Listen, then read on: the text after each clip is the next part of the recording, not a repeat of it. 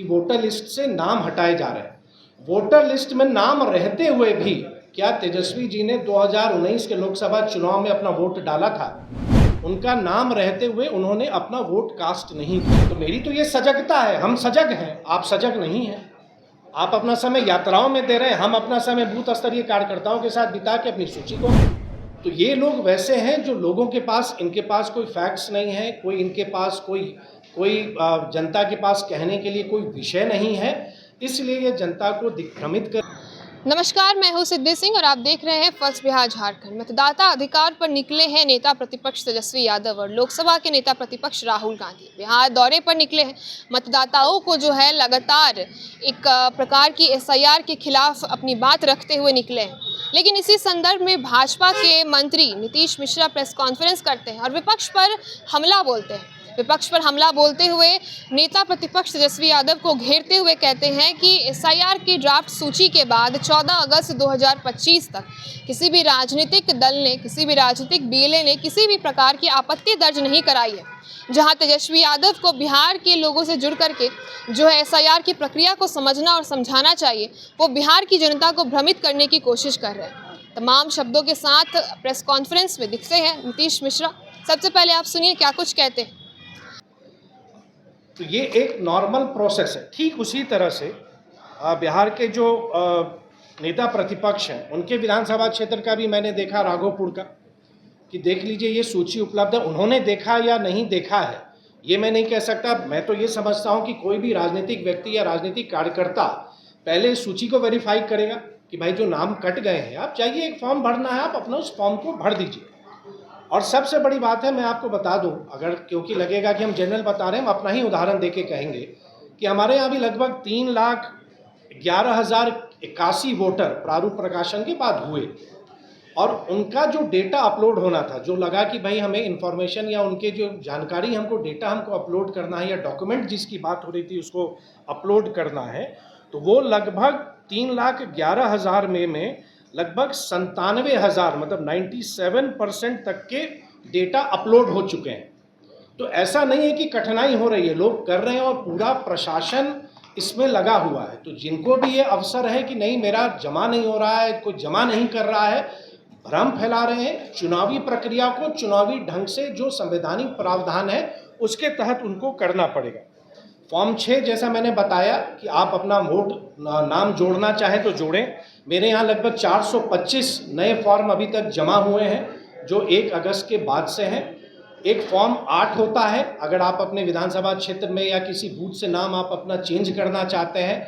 तो ये है, कोई आज की प्रक्रिया नहीं है, ये वर्षों से है। सब राजनीतिक दल और राजनीतिक कार्यकर्ता इसका पालन करते हैं। फॉर्म 8 आप भरते हैं कि मुझे इस बूथ से या इस विधानसभा क्षेत्र से अब मेरा नाम यहाँ पर अंकित हुआ। ये मुख्यतः SIR के बारे में। अब 2-3 बातें मैं आपको बताऊंगा, शायद आप लोग को याद नहीं है। 2019 के लोकसभा चुनाव को आप याद करेंगे, बात तो पूरी हो रही है जो महागठबंधन के नेतागण कह रहे हैं कि वोटर लिस्ट से नाम हटाए जा रहे हैं।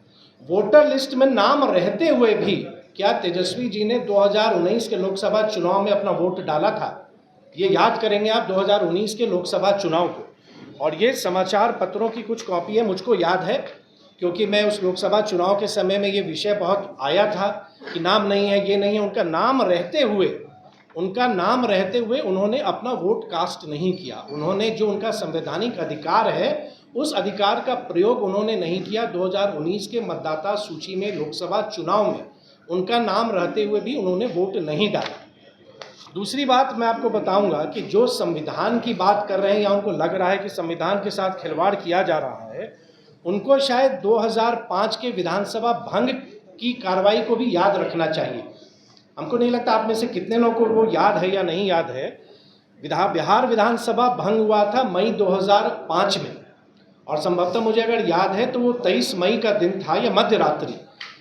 फरवरी में चुनाव हुआ, किसी की सरकार नहीं बन सकी और अचानक में वहाँ पे विधानसभा को राष्ट्रपति के द्वारा भंग कर दिया गया। उस समय जो रिपोर्ट गया कि नहीं सरकार नहीं बन सकती, जबकि बिहार में एक सरकार बनने की संभावना हो गई। फिर ये विषय सर्वोच्च न्यायालय गया। सर्वोच्च न्यायालय का भी जजमेंट है मेरे पास, सर्वोच्च न्यायालय का जजमेंट है जिसने सुप्रीम कोर्ट ने बिहार विधानसभा को भंग होना असंवैधानिक करार दिया था। लेकिन उस समय क्योंकि चुनावी प्रक्रिया अक्टूबर नवंबर में बहुत आगे बढ़ चुकी थी, लेकिन माननीय सर्वोच्च न्यायालय द्वारा जो पूरे बिहार में जो विधानसभा भंग की कार्रवाई की गई थी, उस कार्रवाई को ही उन्होंने असंवैधानिक करार दिया था। तो जो लोग आज संविधान की बात करते हैं या उनको लगता है कि संविधान के तहत अधिकारों का हनन हो रहा है, 2 उदाहरण मैंने आपको प्रस्तुत किया। राहुल गांधी जी का शायद आपको याद होगा 27 सितंबर 2013 जब एक सरकार के द्वारा जब ऑर्डिनेंस को किस ढंग से उन्होंने उसको तार-तार करके सार्वजनिक रूप से उसको फाड़ा था। तो ये लोग वैसे हैं जो लोगों के पास, इनके पास कोई फैक्ट्स नहीं है, कोई इनके पास कोई जनता के पास कहने के लिए कोई विषय नहीं है, इसलिए ये जनता को दिग्भ्रमित कर रही है। एसआईआर की प्रक्रिया पूरी पारदर्शिता के साथ चल रही है। आपसे आग्रह होगा कि सोशल मीडिया प्लेटफॉर्म को देखें और सरलता के साथ, वो ये ना कहे कि भाई डिजिटल वाले में कौन जाके देखेगा, हर एक बूथ पर उपलब्ध है। राजनीतिक कार्यकर्ता इसको लगातार देख सकते हैं, आपत्ति दर्ज कर सकते हैं, जो चुनाव आयोग के द्वारा प्रावधान है। तो मुख्यतः ये विषय आपके सामने मुझको लाना था कि ये यात्राएं जो निकाल रहे हैं राहुल गांधी जी या तेजस्वी यादव जी, जनता को सिर्फ विषय से बल भटकाने के लिए या जनता में एक भ्रम पैदा करने के लिए, जबकि मेरे समझ से उनको जो प्रावधान है, उन प्रावधानों के तहत वोटर लिस्ट में अगर कहीं कोई कमी हो रही है तो राजनीतिक कार्यकर्ताओं को, जो भी रिटर्निंग ऑफिसर हैं, उनके सामने दस्तावेज जमा करने चाहिए। धन्यवाद। सर एक सवाल रहेगा। एक मिनट नहीं, जैसे मैंने अपने विधानसभा में, मैं आपको मैं अपने ही विधानसभा का बताऊंगा, मैं जनरल क्यों बताऊं। हमारे विधानसभा में जैसे हमने कहा कि कुछ नए वोटर भी के फॉर्म जमा हुए हैं 435 के आसपास, जो फॉर्म 6 उन्होंने भरा है। फॉर्म 8 में भी 8 आवेदन आए हैं और हम भी लगातार जो हमारे BLO हैं, BLA हैं, BLA 2, उनके माध्यम से हम लगातार देख रहे हैं, क्योंकि सूची उपलब्ध है, हर एक राजनीतिक दल के पास वो सूची उपलब्ध है, जिलाध्यक्षों को कराया गया और अब तो सार्वजनिक हो चुका है, तो लोग वेरीफाई भी कर रहे हैं। जैसे अगर कहीं हो सकता है किन्हीं का नाम मिस हुआ हो, तो उसको आप अभी भी समय है, आप डाल सकते हैं कि 31 अगस्त तक तो वो समय है। आज तो 18 तारीख है, तो 13 दिन अभी हमारे पास बचा हुआ है कि जबकि आपके पास समय है कि आप जाके एक फॉर्म भरें। और वो BLO का काम है, जो शिक्षागण BLO का काम कर रहे हैं, ब्लॉक लेवल ऑफिसर, उनका ये काम है। तो अगर कहीं लगता है, इसी के लिए सूची को सार्वजनिक किया भी गया है, आप भी देख लें।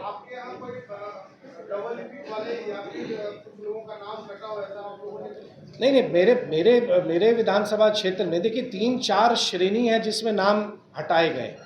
तो जहाँ तक मुझको लगता है, जहाँ तक मुझे याद है, हमारे विधानसभा में लगभग 7,600 के आसपास ऐसे नाम हैं जो अब इस दुनिया में नहीं है।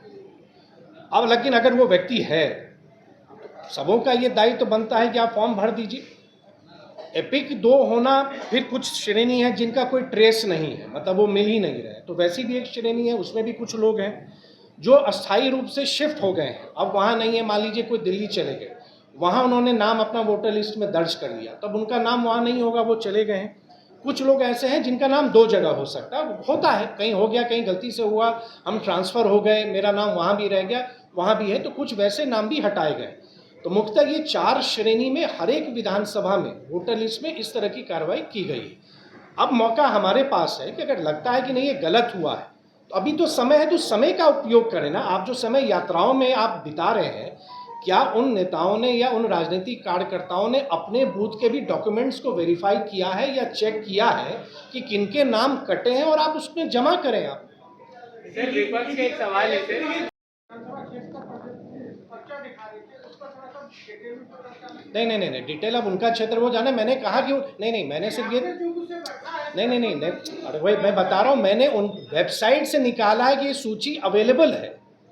मतलब पहला काम होगा ना, जैसे मैं अभी अपने क्षेत्र का प्रतिनिधित्व करता हूँ, अगर मैं चुनाव लड़ना चाहता हूँ या मैं राजनीतिक कार्य करता हूँ, तो मेरा पहला काम क्या होगा?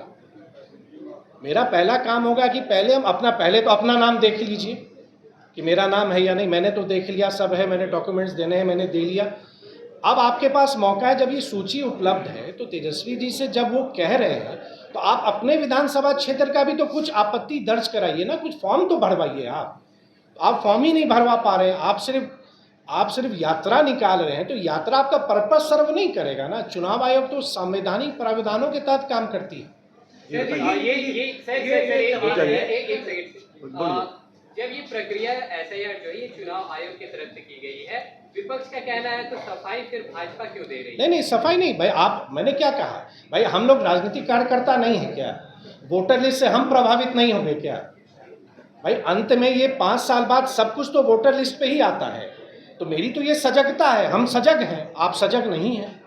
आप अपना समय यात्राओं में दे रहे हैं, हम अपना समय बूथ स्तरीय कार्यकर्ताओं के साथ बिता के अपनी सूची को हम ठीक कर रहे हैं। लेकिन जी आप कह रहे हैं कि चुनाव आयोग अपना काम सही से करती है, लेकिन ऐसा देखा गया कि एसआईआर के बाद भी 2 अभियुक्त नंबर आए सामने, 3 बड़े नेताओं के 2 अभियुक्त नंबर सामने आए। तो विपक्ष अगर उनसे जवाब मांग रहा है और उनसे कह रहा है कि सारा सुप्रीम कोर्ट के दखल के बाद आप लोगों ने चुनाव आयोग ने जारी किया, तो कहीं ना कहीं तो कुछ गलतियां हैं। नहीं जो मांग कर रहे हैं आप लोग चुनाव आयोग को सही कैसे ठहरा रहे हैं? नहीं सही नहीं ठहरा रहा हूँ मैं, सही गलत कहने वाला मैं नहीं हूँ। मैं चुनाव आयोग की तरफ से बात नहीं रख रहा हूँ, मैं एक राजनीतिक कार्यकर्ता भारतीय जनता पार्टी की तरफ से बोल रहा हूँ। चुनाव आयोग क्योंकि मैं एक्टिव हूँ, मैं देखता हूँ। आज आप लोगों में से या कौन राजनीतिक कार्यकर्ताओं ने आज भी चुनाव आयोग का सोशल मीडिया देखा होगा? उन्होंने सार्वजनिक किया, इसकी सूचना भी उन्होंने दी है, लेकिन मुझको नहीं लगता कि कितने लोगों ने उसको देखा है। अगर प्रक्रिया में कहीं कमी है तो आप संवैधानिक प्रावधानों के तहत ना आप उसका पालन करेंगे।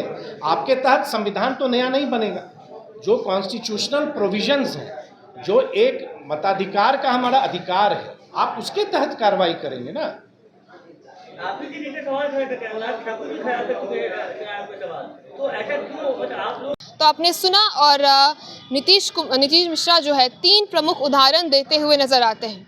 और नीतीश मिश्रा तेजस्वी यादव को 2019 का समय याद दिलाते हैं, जब तेजस्वी यादव के नाम होते हुए भी, वोटर लिस्ट में नाम होते हुए भी तेजस्वी यादव लोकसभा के चुनाव में अपना मत नहीं देते हैं और कहते हैं कि ये वही संविधान की बात करते हैं। नीतीश मिश्रा ने उन्हें याद दिलाया। दूसरे उदाहरण के तौर पे 2005 में जब विधानसभा भंग हो रहा था, असंवैधानिक करार दिया गया था, उस पर भी नीतीश मिश्रा कहते हुए नजर आए। और तीसरे उदाहरण के तौर पे राहुल गांधी को घेरा है और राहुल गांधी को घेरते हुए कहा कि ऑर्डिनेंस के समय राहुल गांधी सब तीतर बीतर करके रख दिए थे। इस प्रकार से ये लोग संविधान की बात करते हैं, संविधान बचाने की बात करते हैं, जहां बिहार में इनको अपने क्षेत्र में जाकर के बीएलए से संपर्क करना चाहिए और जनता को एसआईआर ड्राफ्ट के बारे में समझाना चाहिए, एसआईआर के बारे में बताना चाहिए। वहाँ ये बिहार में एक प्रकार की भ्रम पैदा करने का कोशिश कर रहे हैं। तो आपने सुना किस प्रकार से नीतीश मिश्रा बिहार के विपक्ष को घेरते हुए नजर आते हैं। ऐसे ही खबरों के लिए आप जुड़े रहिए हमसे और देखते रहिए first Bihar Jharkhand. Netaji Subhash medical college एवं हॉस्पिटल का ऑर्थोपीडिक विभाग बिहार के सर्वश्रेष्ठ ऑर्थोपीडिक विभागों में से एक है, जहां दुर्घटना या